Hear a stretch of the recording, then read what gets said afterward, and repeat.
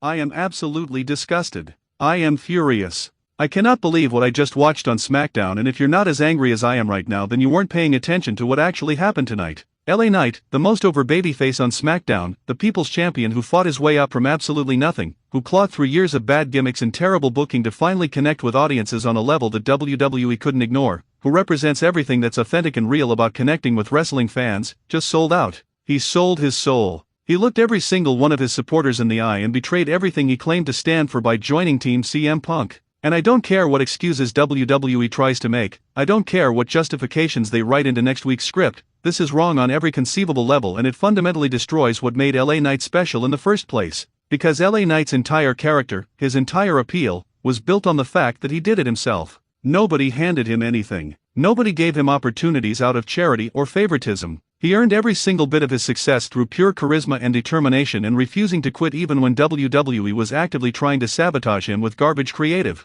And tonight, he threw all of that away by aligning himself with CM Punk, the most self-absorbed, the most politically protected, the most backstage favoritism benefiting wrestler in the entire company. LA Knight just became everything he used to stand against, and WWE expects us to cheer for this? They expect us to pretend like this makes sense? No. This is character assassination, and I'm going to explain exactly why this decision ruins both LA Knight and the entire dynamic of SmackDown going forward. Let me paint you the picture of how this betrayal unfolded, because the way WWE orchestrated this tells you everything you need to know about how little they understand their own characters. The show opened with CM Punk in the ring cutting one of his typical self-righteous promos about how he's building a team to fight against some unspecified threat that's supposedly coming for SmackDown. Classic Punk narcissism, where he positions himself as the savior of the brand even though most of SmackDown's problems have been caused by his constant drama and his refusal to follow basic rules. He's standing there in his expensive merchandise pretending to be anti-establishment while literally being the establishment's golden boy, and he's talking about how he needs warriors, he needs fighters, he needs people who aren't afraid to do what's necessary to protect SmackDown. And the whole time I'm watching this thinking, okay, who's dumb enough to actually join forces with CM Punk, knowing his history, knowing that everyone who associates with him eventually gets burned, knowing that Punk only cares about Punk and everyone else is expendable the moment they stop being useful to him. Then LA Knight's music hits.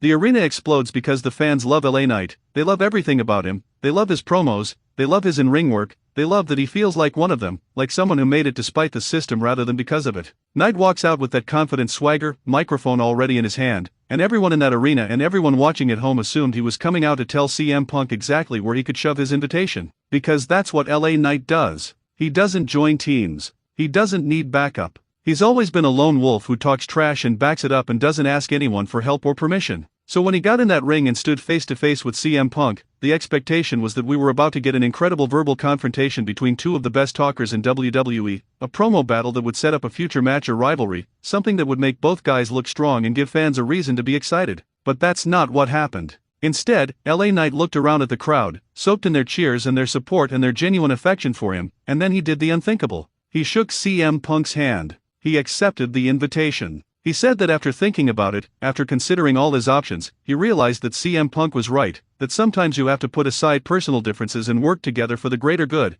and that he was officially joining Team CM Punk effective immediately. The crowd's reaction was immediate and visceral. The cheers turned to confused murmurs, which then turned to boos as people processed what they just witnessed. Signs that had been held up proudly for LA Knight started getting lowered. People in the front row were shaking their heads in disappointment and disbelief. And LA Knight just stood there next to CM Punk with this weird forced smile on his face, like he was trying to convince himself as much as everyone else that he'd made the right decision. It was uncomfortable. It was awkward. And it was completely contradictory to everything LA Knight's character has been for the past 2 years. Here's why this is such a catastrophic creative decision. LA Knight's appeal is rooted in authenticity. When he talks trash, you believe it because it feels real, it feels like it's coming from a place of genuine confidence and swagger rather than scripted lines. When he fights, he does it with an intensity that makes every match feel personal and important. When he interacts with other wrestlers, he maintains his edge, his independence, his refusal to be part of anyone else's plans or agendas. That's what makes him different from 90% of the roster who are just playing roles without any deeper character consistency.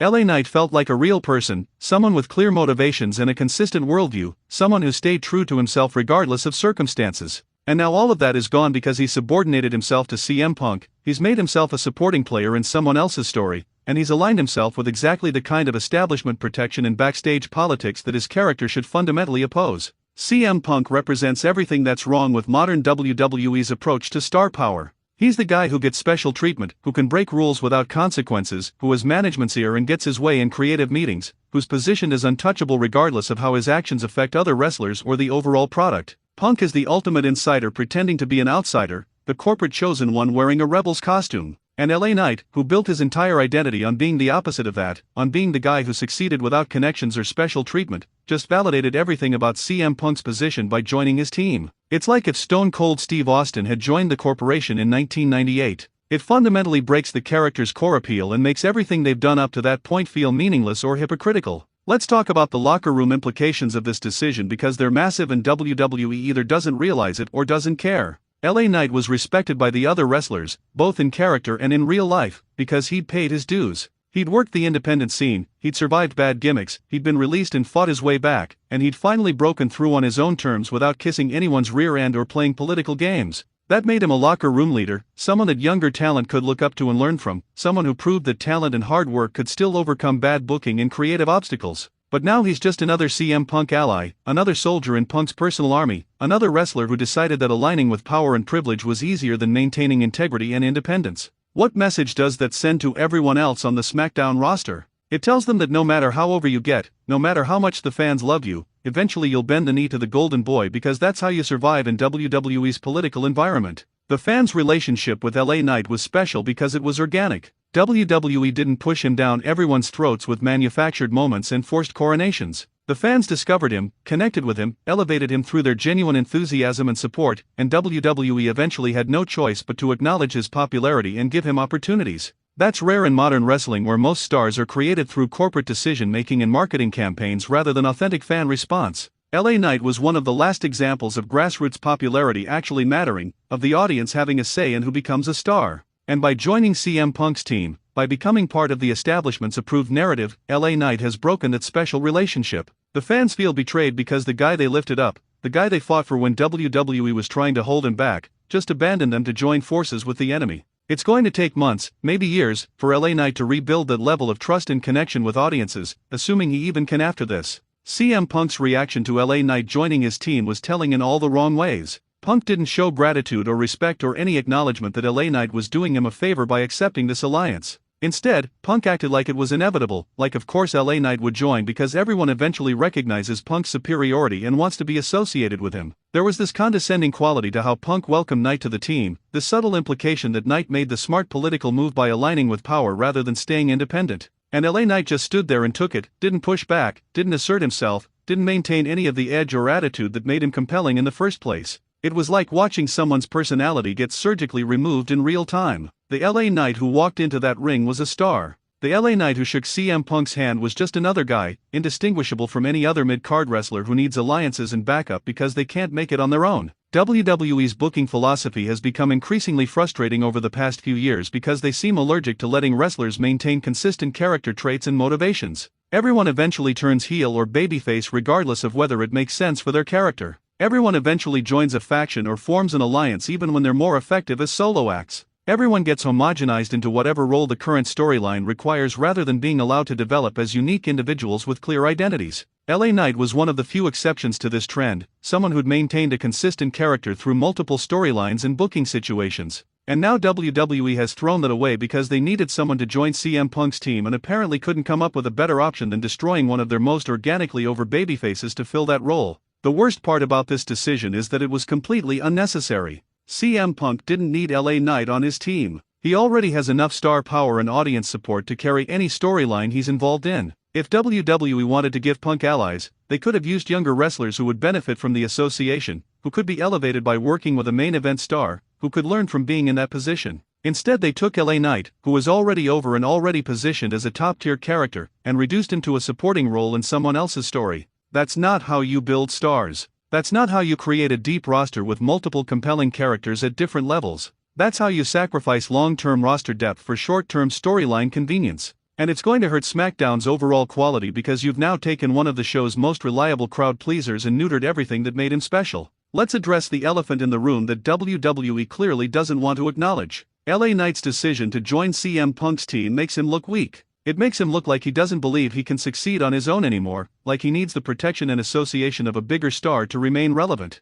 Everything LA Knight has accomplished over the past 2 years, every crowd reaction, every memorable promo, every hard-fought victory, is now retroactively diminished because apparently it wasn't enough. Apparently, despite all that success, despite proving himself over and over again, LA Knight still felt the need to subordinate himself to CM Punk. That's not the story of a confident rising star. That's the story of someone who doubts themselves and makes a desperate move to stay in the spotlight. And whether that's what WWE intended to communicate or not, that's how it reads to anyone paying attention to character logic and storytelling consistency. The online reaction to this segment has been overwhelmingly negative, which should tell WWE something about how badly they misjudged their audience. Social media exploded with fans expressing disappointment, confusion, and anger about LA Knight's decision. People are creating memes mocking the alliance. They're posting old LA Knight promos where he talked about not needing anyone's help and doing things his own way, highlighting the contradiction between who he was and who he apparently is now. They're speculating that this is the beginning of LA Knight's downfall, that WWE is going to use him to make CM Punk look good and then discard him when he's no longer useful to Punk's storylines.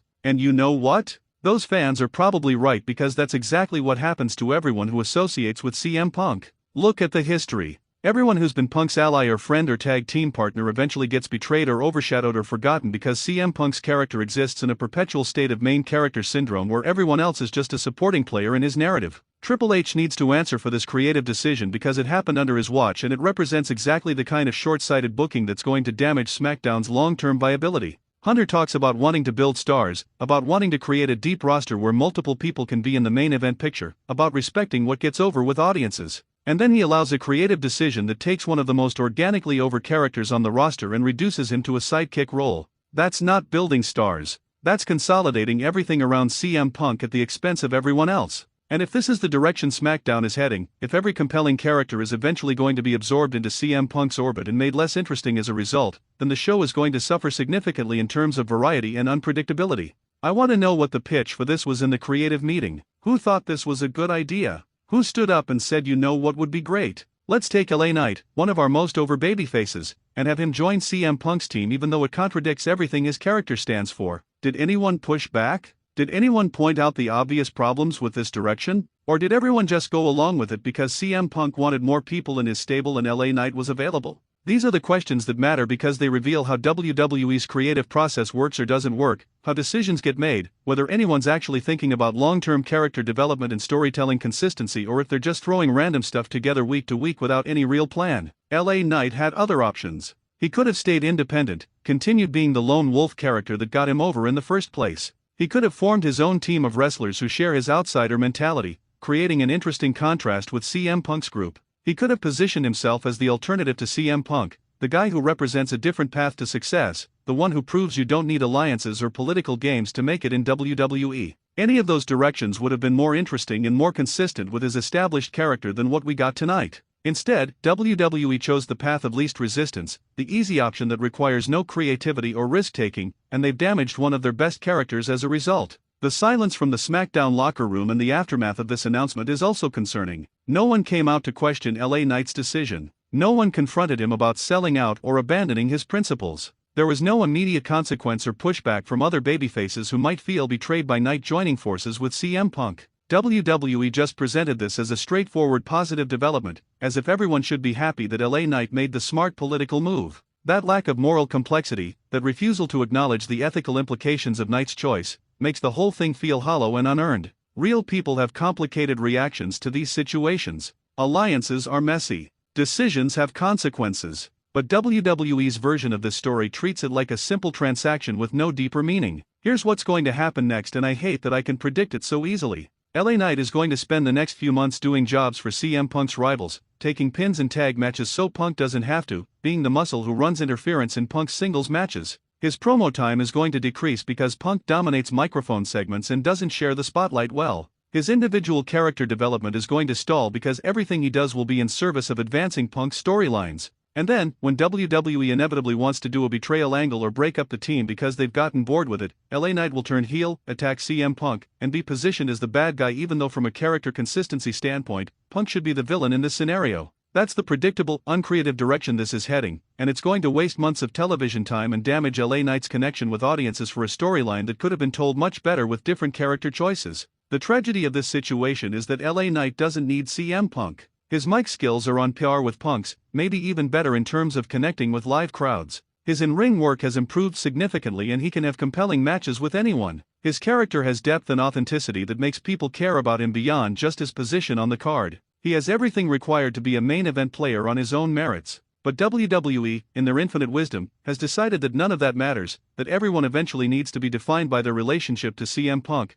that there's no path to success on SmackDown that doesn't go through Punk in some capacity. And that's not just bad for LA Knight, it's bad for the entire show because it creates a stale, predictable hierarchy where CM Punk is at the top and everyone else is fighting for scraps of relevance in his shadow. I genuinely hope I'm wrong about all of this. I hope WWE has some brilliant long-term plan that makes this alliance make sense retroactively. I hope there's a swerve coming where LA Knight reveals he only joined Punk's team to get close enough to destroy him from within. I hope this leads somewhere interesting and unexpected that justifies the temporary character assassination. But based on WWE's track record with this kind of storytelling, based on how they've handled similar situations in the past, I'm not optimistic. What's more likely is that they made this decision without thinking through the implications. They'll realize it's not working in a few weeks when crowd reactions to LA Knight start declining, and they'll quietly pivot to something else without ever acknowledging the damage they've done. So here's what I need from you in the comments. Tell me if you think this was the right move for LA Knight's character or if you're as disappointed as I am. Tell me if you can think of any way this alliance makes sense given everything we know about both wrestlers.